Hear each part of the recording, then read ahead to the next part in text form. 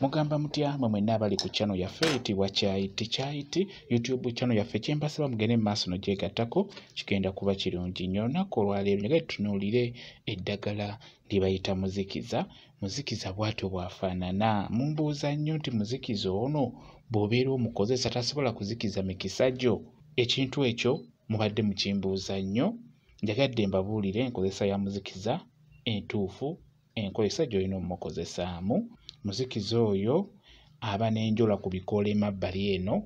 Ekirala ekikoola kibeera kisala singa obeera omukutteko, naye ng'ekikulu kya byonna weetegereze ebikoola ebyo.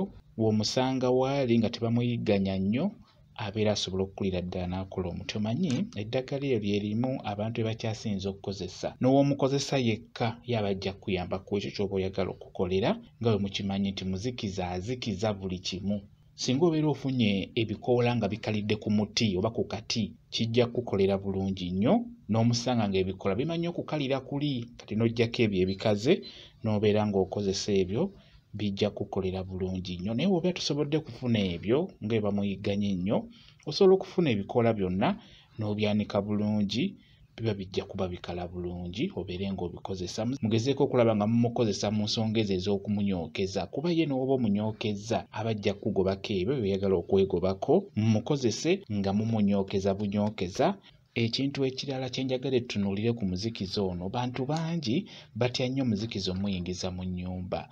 Muzikiza ono abeera wa bulabe wano ng'omunyookeza. Nga bwe mbagambye nti eddagala eryo olina kusinga ddikozesa ng'olinyookeza, kati abeera wa bulabe wano ng'omunyookeza. Kirungi nnyo omunyookereza ebweru w'olina okwetegereza. Naye bino eby'okumutereka nti omuleese nti ate tomuyingiza mu nnyumba, nedda. Ebiseera ebisinga eddagala erisinga likola nnyo ng'otandise okubeera ng'olikozesa ekyo ky'oyagala.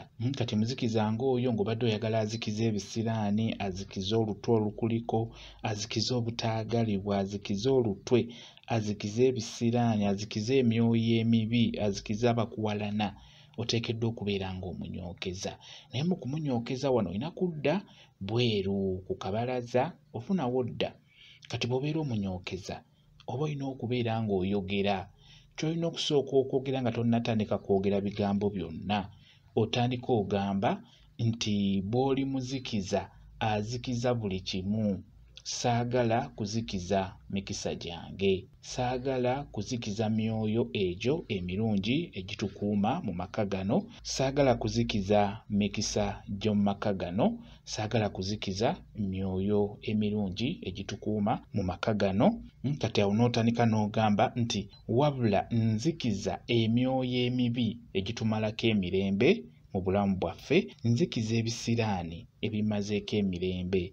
Nzikiza olutwe olumazeeko emirembe. Nzikiza obutaagalibwa. Nzikiza abo bonna abampalampa. Nzikiza abo bonna abanjogerako. Nzikiza abo bonna abanteekako omumwa. Nzikiza obutaweebwa.